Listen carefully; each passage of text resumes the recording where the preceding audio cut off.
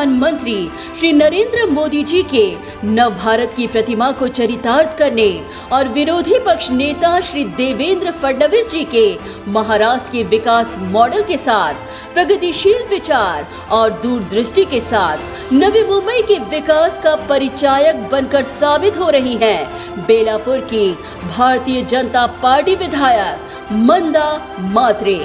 नवी मुंबई भूमि है प्रकल्पग्रस्तों के अस्तित्व की, भूमि है सुनियोजित विकास की, भूमि है बदलते आइकॉनिक शहर की।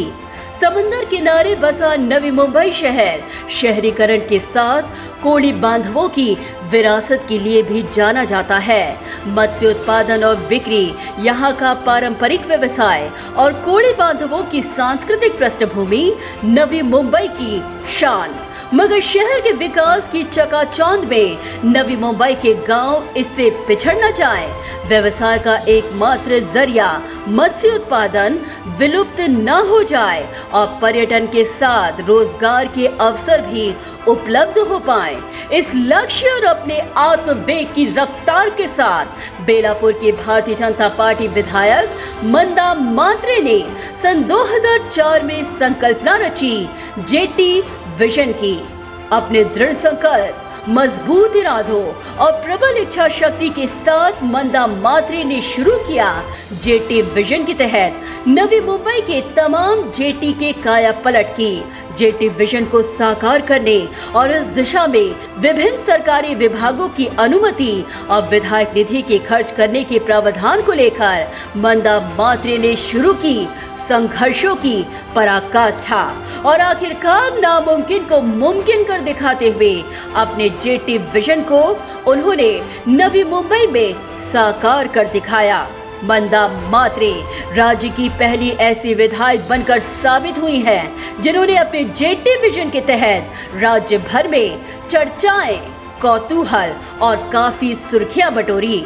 मंदा मात्रे अपने विधायक निधि के माध्यम से मछुआरों के लिए नई जेटी का निर्माण, पुरानी जेटी की मरम्मत का काम, जेटी में मछुआरों के लिए सुविधाएं मुहैया करवाकर न केवल उन्होंने नवी मुंबई को मत्स्य उत्पादन में आत्मनिर्भर और सक्षम बनाया बल्कि रोजगार के नए द्वार खोले और नवी मुंबई के पर्यटन को एक नई रफ्तार दी।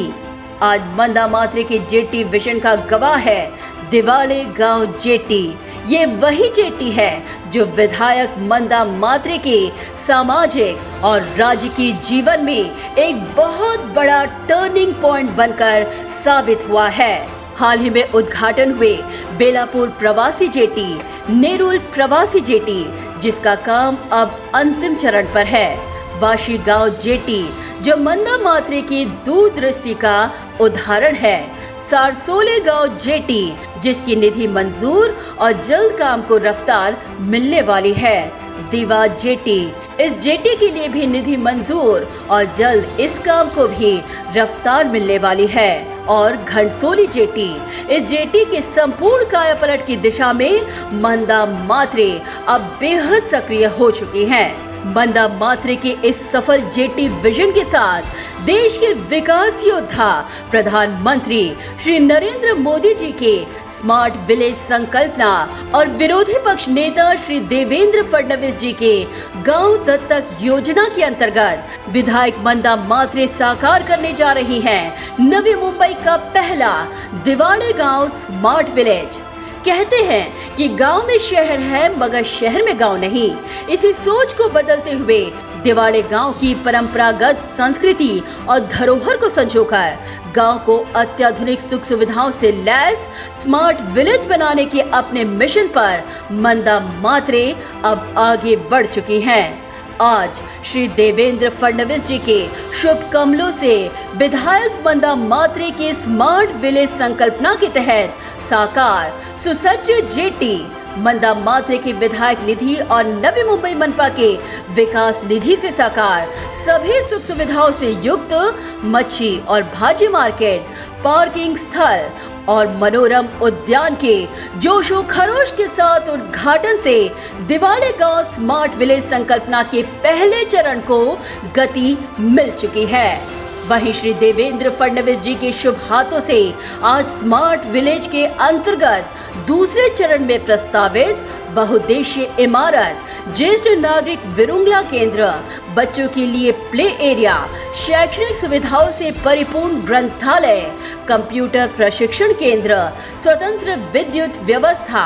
बैंड पथकों के लिए प्रशिक्षण केंद्र, स्पोर्ट्स स्टेडियम, व्यायामशाला, जॉगिंग ट्रैक, शादी हॉल, रिंग रोड का निर्माण, सड़कों का चौड़ाईकरण, गजेबो गार्डन, शौचालय, रिक्शा स्टैंड जैसे कई सुविधाओं का भूमि पूजन जोशो खरोश के साथ आज संपन्न हुआ है। इस स्मार्ट विलेज में खास मछुआरों की सुविधा, समय और आर्थिक बचत के लिए पालघर मत्स्य व्यवसाय कार्यालय की भी व्यवस्था का नियोजन किया गया है और आगामी 4 महीनों में दिवाले गांव नहीं बल्कि नवी मुंबई का पहला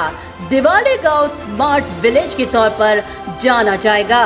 अपने राज्य के जीवन में बड़े टर्निंग पॉइंट का गवाह दिवाले गांव के विकास के लिए अब तक मंदा मात्रे के अथक प्रयत्नों से नवी मुंबई महानगर पालिका, सागरमाला योजना, मैरीटाइम बोर्ड और स्थानीय विधायक विकास निधि अंतर्गत कुल 16 करोड़ रुपयों का खर्च किया जा चुका है। वहीं रिंग रोड के निर्माण के लिए मनपा द्वारा 4 करोड़ 20 लाख रुपयों की निधि खर्च करने का प्रावधान किया गया है। मछुआरों और कोली बांधवों के न्याय हक की आवाज बुलंद करने वाली विधायक मंदा मात्रे के प्रयत्नों और तत्कालीन मुख्यमंत्री श्री देवेंद्र फडणवीस जी के मजबूत इरादों के साथ आज MMRDA की बहुचर्चित नावा शिवड़ी सी लिंक परियोजना से प्रभावित नवी मुंबई के 460 मछुआरों को मुआवजा प्रदान करने के ऐतिहासिक निर्णय को अब मंदा मात्रे के द्वारा अमली जामा पहनाने की भी नवी मुंबई में शुरुआत